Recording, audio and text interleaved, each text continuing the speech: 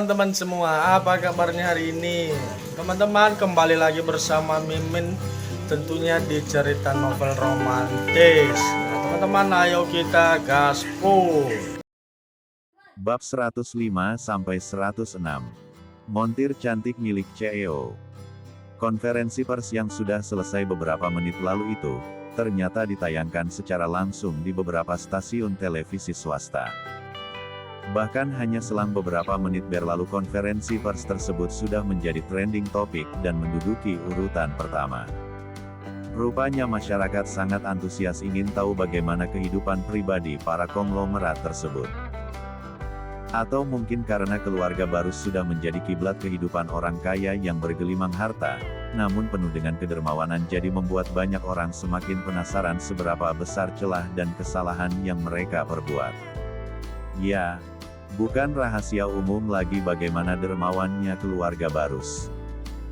Mereka rutin menyumbang puluhan panti asuhan di beberapa daerah di tanah air, bahkan nominalnya tak pernah di bawah 50 juta per bulan untuk satu yayasan panti asuhan tersebut. Bayangkan jika ada 10 saja panti asuhan yang mereka danai, maka sebulan sudah jelas keluarga Barus akan mengeluarkan budget paling sedikit 500 juta. Memang orang kaya kalau sedekah gak tanggung-tanggung. Makanya rezeki mereka terus mengalir seperti air, begitu suara-suara pujian yang sering terlontar dari orang-orang yang tahu bagaimana keluarga Barus bersedekah. Namun ada seseorang yang sangat tidak menyukai adanya sesi wawancara khusus itu. Tidak mungkin. Pasti itu hanya karangannya saja. Tidak mungkin Evelyn mau menikah dengan pria selain aku. Aku yakin di lubuk hatinya yang paling dalam dia masih menyukaiku.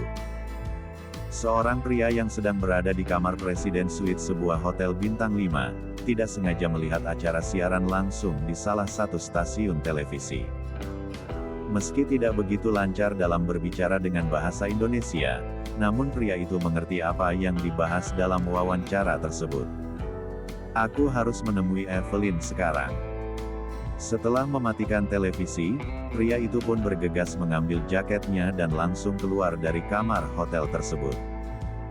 Rencananya dia akan berada di Indonesia lebih lama dari waktu yang sudah dijadwalkan sebelumnya. Seharusnya Yuta berada di Indonesia hanya 3 hari saja. Selain untuk menghadiri pesta yang diselenggarakan oleh perusahaan Barus, Yuta pun akan membahas sedikit mengenai pembaruan kerjasama yang dilakukan oleh perusahaan Barus dan perusahaan milik keluarganya. Namun karena pertemuan yang tak disengaja dengan Alexandra semalam, Yuta langsung meminta asisten pribadinya untuk membuat jadwal ulang. Dan Yuta meminta waktu 1 minggu lebih lama, untuk dia tetap berada di tanah kelahiran wanita yang sudah sejak lama dicarinya itu. Mengingat respon Alexandra semalam, Yuta akan berusaha lebih keras lagi untuk mendapatkan hati wanitanya kembali. Kesalahannya memang fatal, tapi semua orang pun pernah membuat kesalahan, bukan? Dan bukankah semua orang berhak untuk mendapatkan kesempatan kedua? Tapi kemana aku harus mencarinya? Gumam Yuta saat berada di lobi hotel. Dalam kebingungan yang mendera, tiba-tiba terbersit di pikirannya untuk menemui Leo. Sebagai sesama pria dia harus berbicara dari hati ke hati dengan pria itu. Mungkin saja jika dijelaskan dan diceritakan bagaimana masa lalunya dengan Alexandra, kesalahpahaman apa yang pernah terjadi saat dulu, Leo dapat mengerti dan melepaskan Ale untuk kembali padanya. Bukankah akan lebih baik jika tidak menggunakan kekerasan, daripada buang-buang energi untuk berperang? Yuta lebih memilih untuk bernegosiasi guna mencapai kesepakatan dengan Leo. Baiklah. Kalau begitu aku akan ke perusahaan Barus saja. Yuta pun meminta dicarikan taksi pada pihak hotel. Dan hanya menunggu sekitar 2 menit taksi yang ditunggu sudah tiba. Dari hotel tempatnya menginap menuju ke perusahaan Barus hanya berjarak 10 km saja. Menaiki taksi itu hanya butuh waktu kurang dari 15 menit dengan kecepatan sedang. Setelah turun dari taksi, Yuta langsung menuju ke lobi. Baik, Tuan. Mohon ditunggu sebentar. Setelah mengatakan maksud kedatangannya ke perusahaan Barus pada resepsionis yang bertugas, Kini Yuta diminta menunggu sebab resepsionis itu akan mengonfirmasinya terlebih dahulu pada Angga, sang asisten pribadi Tuan Leo. Mohon maaf, Tuan Yuta. Untuk saat ini Tuan Leo tidak berada di tempat. Silahkan membuat janji terlebih dahulu. Ucap resepsionis itu dengan sopan. Sebenarnya Yuta tahu Leo tidak mungkin berada di perusahaan, sebab baru 1 jam yang lalu dia melihat Leo ada di televisi, dengan latar belakang sebuah taman yang cukup luas dengan ada kolam renangnya. Kalau begitu bisa saya bertemu dengan Pak Angga? Tanya Yuta lagi. Setelah resepsionis itu mengonfirmasi, Yuta langsung diantar menuju ruangan Angga. Mohon maaf, Tuan Yuta. Untuk pembicaraan mengenai kerjasama perusahaan tidak bisa dilakukan hari ini. Sebab Tuan Leo sedang tidak ada di tempat. Setelah mempersilahkan Yuta masuk ke dalam ruangannya, Angga langsung mengatakan duduk permasalahan.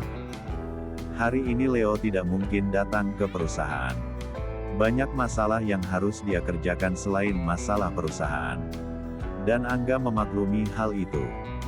Namun untuk membahas masalah perusahaan, Angga tetap harus meminta persetujuan Leo.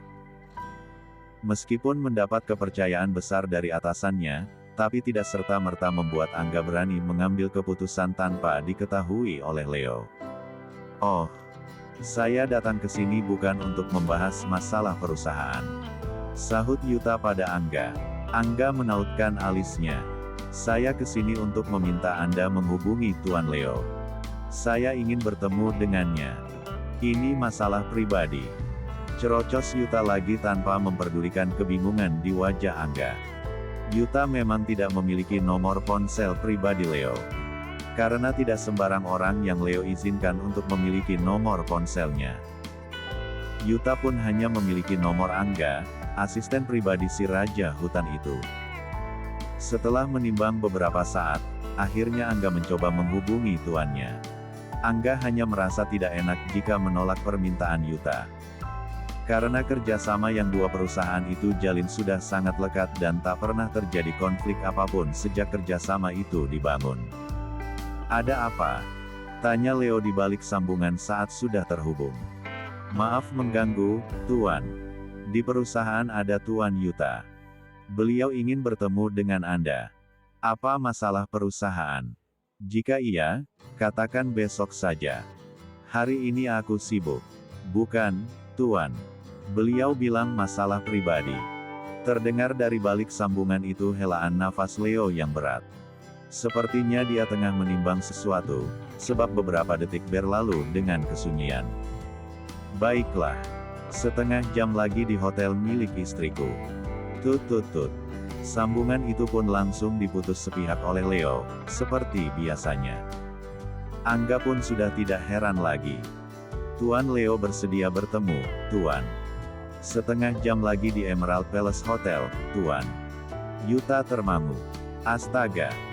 Kalau tahu bertemu di hotel tempatku menginap, kenapa harus datang jauh-jauh ke perusahaan ini? Gerutu Yuta dalam hatinya saat Angga menyebutkan nama hotel tempatnya menginap untuk seminggu ke depan. Setelah mengucapkan terima kasih pada Angga, Yuta segera pamit untuk kembali ke hotel tersebut. Karena jarak yang singkat ditambah tidak ada kemacetan hanya butuh waktu 7 menit saja, Yuta sudah kembali menginjakan kakinya di Hotel Emerald Palace. Yuta memilih menunggu Leo di restoran yang ada di dalam hotel. Sambil memesan kopi untuk dirinya sendiri, Yuta pun mulai memainkan ponselnya untuk membunuh kejenuhan selama menunggu rivalnya tersebut. Sesuai janji, Leo tidak terlambat pun juga tidak terlalu cepat. Setengah jam kurang 5 menit Leo sudah tiba di hotel miliknya yang sudah dia berikan pada sang istri semalam. Sama halnya dengan karyawan di perusahaan atau bidang usaha yang lain, jika pemilik tempat mereka bekerja datang secara mendadak maka kepanikan akan langsung terasa. Padahal Leo bukan datang untuk melakukan sidak. Dia tidak ada waktu untuk itu. Sekarang saja sebenarnya Leo malas untuk bertemu dengan Yuta, sebab ingin secepatnya kembali ke rumah sakit guna bertemu seseorang yang dirindukan. Tapi demi kerjasama yang selama ini terjalin, Leo akhirnya mau untuk bertemu. Apalagi setelah Yuta mengatakan ingin bertemu karena alasan pribadi, membuat Leo yakin 1004 pria itu ingin membahas masalah semalam. Entah apa, namun yang jelas pasti ada hubungannya dengan Alexandra. Leo mengacuhkan sambutan selamat datang dari beberapa staf hotelnya. Pria itu langsung berjalan menuju restoran hotel. Tepat di belakang bobot laki-laki yang memakai jaket berwarna hitam, Leo menatapnya dengan tajam. Tanpa menunggu dipersilahkan, Leo langsung duduk tepat di depan pria itu. Tubuhnya tinggi, tegap namun tak sebesar postur Leo. Wajahnya sangat khas, terlihat jelas dia terlahir dari negeri matahari terbit. Kulitnya cenderung wamton dengan mata yang besar dan melengkung ke bawah. Cepat katakan. Tak perlu basa-basi. Leo duduk dengan memangku tangan di depan dada, arogan. Oh, ayolah. Apa yang mau diharapkan? Tidak mungkin kan Leo mengajak Yuta berjabat tangan terlebih dulu, sedangkan semalam saja dia sudah berani menyentuh wanitanya tanpa izin. Bahkan jika izin pun Leo tak akan mungkin mengizinkannya, mustahil. Yuta meletakkan ponselnya di atas meja. Lepaskan Evelyn. Bab 106. Hahaha. Leo tergelak mendengar ucapan Yuta. Beberapa pengunjung yang mendengar suara tawa Leo, yang nyaring pun serentak melihat ke meja tempat di mana Yuta dan Leo berada. Setelah tawanya mereda, Leo kembali memberikan tatapan permusuhan pada Yuta. Jangan mimpi. Tukasnya tajam. Nadanya penuh penekanan. Tersirat emosi yang cukup jelas. Sama halnya, Yuta pun mencoba menahan emosi sekuat mungkin. Dia tidak ingin rencananya untuk mendapatkan Alexandra kembali malah gagal. Masa lalu kami belum selesai, dan sebelum bertemu dengan Anda, sayalah yang lebih dulu mengenal Evelyn. Leo membenarkan posisi duduknya, sedikit condong ke meja kemudian meletakkan kedua lengannya di atas meja bundar tersebut. Keduanya bertatapan lama namun dengan pikiran yang tentu tak sama. Aku dan Evelyn hidup di masa sekarang. Dan apapun yang terjadi di masa lalu kalian, aku sama sekali tak peduli. Pertemukan saya dengan Evelyn. Kita akan lihat siapa yang akan dipilih Evelyn. Saya atau Anda. Leo mengepalkan tangannya, kesal. Bukan takut dengan ucapan Yuta yang seolah menantangnya, namun kesal karena harus menahan diri untuk tidak melayangkan tinjunya di wajah pria itu. Jika tidak ingat tadi baru saja melakukan konferensi pers, guna menyelesaikan masalah yang dibuat olehnya dan sang sepupu, mungkin kepalan tangan Leo sudah mendarat dengan mulus di wajah pria engsek itu. Namun sayang, Leo tak bisa melakukannya sekarang, apalagi banyak CCTV berjalan, alias netizen si maha benar di dalam restoran itu. Bisa-bisa akan kembali menjadi berita hangat jika Leo melakukan kekerasan pada Yuta. Dengar, aku tidak akan membiarkanmu bertemu dengan istriku, apapun alasannya. Dek, Yuta menganga kala mendengar kata istri yang baru saja Leo ucapkan. Jadi kalian benar-benar sudah menikah? Tante Yuta masih tak percaya. Leo tak menjawab dengan suara namun melayangkan senyum sinis, mengejeknya. Aku tidak percaya. Tidak mungkin. Pasti Anda sudah memaksa Evelyn dan mengancamnya agar mau menikah dengan Anda, kan? Mendengar ucapan Yuta yang tak masuk akal itu membuat Leo beranjak dari duduknya. Ternyata orang yang berpendidikan tinggi tak menjamin otaknya bisa digunakan dengan maksimal. Buktinya Yuta, dia pintar tapi sayang otaknya tak berfungsi. Berbicara dengan Anda hanya menghabiskan waktu saya yang berharga ini jadi tak berguna. Leo memakai kembali kacamata hitamnya yang tadi sempat dia tanggalkan. Urusan kita hanya soal kerjasama perusahaan, di luar itu jangan coba-coba untuk mengajak saya bertemu lagi. Leo berbalik untuk pergi meninggalkan Yuta. Apa Anda takut jika Evelyn benar-benar masih menaruh hatinya pada saya? Dek. Leo mematung di tempatnya berdiri membelakangi Yuta. Jauh di lubuk hatinya memang ada perasaan takut. Bagaikan kucing yang disuguhi ikan asin, meski biasa makan rendang, tapi lambat laun pasti akan tergiur juga. Itulah yang ada di benak Leo saat ini. Jika Yuta terus-terusan gencar mengejar istrinya, mungkin saja nanti Alexandra akan luluh dan kembali pada pria Jepang itu. Tak ada yang tidak mungkin, bukan? Semalam saja saat pertama kali bertemu dengan pria itu, Leo merasa tatapan istrinya berbeda, bahkan sikapnya pun jadi berubah drastis. Apa aku harus membuktikan ucapan Yuta dengan mengizinkan Alexandra bertemu pria itu? Leo berbalik lalu kembali membuka kaca matanya lagi. Jangan terlalu percaya diri, kau itu tidak selevel denganku. Aku bukan pengkhianat sepertimu, Tuan Yuta. Leo kembali menaikkan satu sudut bibirnya, melihat Yuta dengan tatapan mengejek. Kini Yuta yang mematung. Ternyata lawannya sangat tangguh dan sama sekali tidak terprovokasi dengan ucapannya. Kini malah sebaliknya, ucapan Leo sangat menohoknya, membuat pikiran Yuta berkelana kembali ke beberapa tahun lalu. Leo kembali berbalik lalu benar-benar pergi dari hadapan Yuta. Dibalut emosi, Leo kembali mengendarai kendaraan roda duanya dengan laju yang cukup kencang. Buff, sit. Umpat Leo seraya berkali-kali memukul setirnya. Frustasi sekali Leo tak bisa menyalurkan emosinya yang sudah memuncak sampai ke ubun-ubun. Meski tadi dia bersikap biasa saja dan tak menunjukkan ekspresi kemarahan, namun bukan berarti dia tak marah dengan sikap pria itu yang seolah menabuh genderang perang padanya. Sebab Leo membawa kendaraannya dengan kecepatan tinggi, membuat dia sampai di rumah sakit tempat istri dan mertuanya berada hanya dalam waktu setengah jam saja.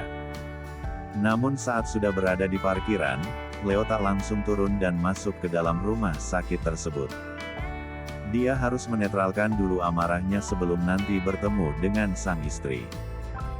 Lumayan lama Leo berada di sana, hingga saat sudah merasa lebih baik, Leo pun turun dan segera naik ke lantai di mana Datsak dirawat.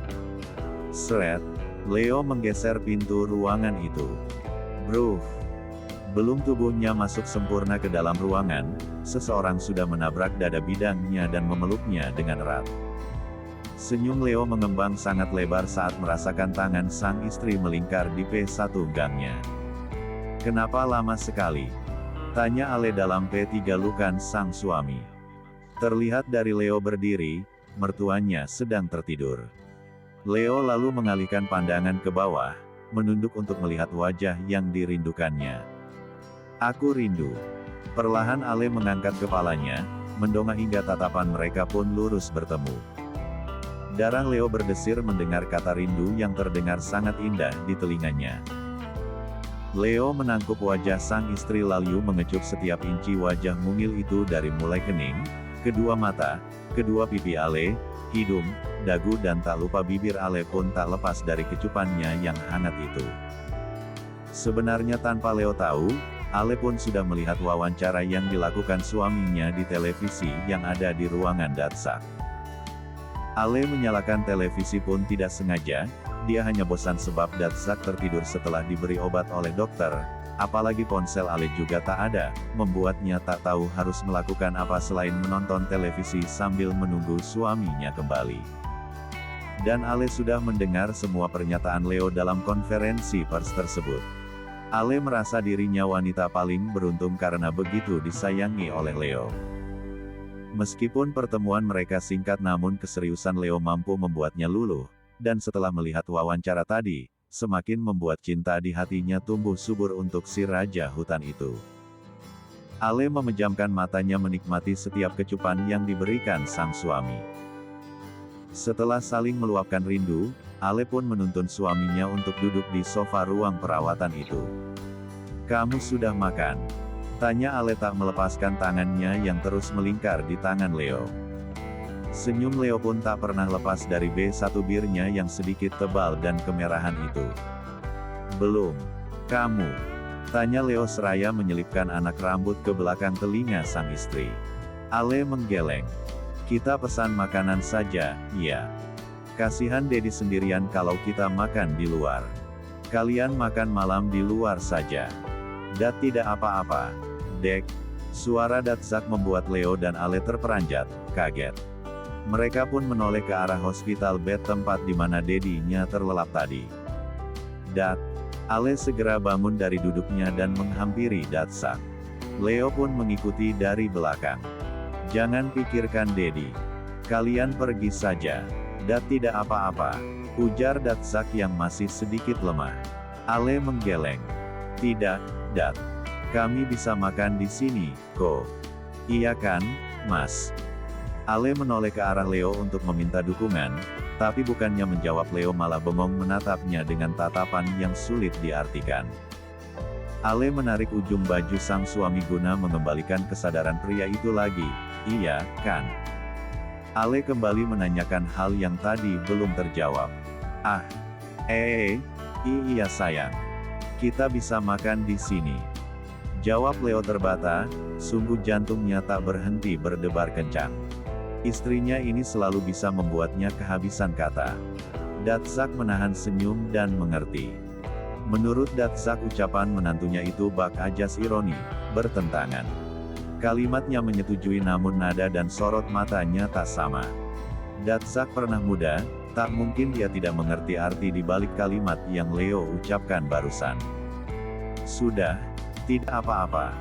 Nanti Dat minta Damar untuk menemani di sini. Kalian pulang saja, istirahat.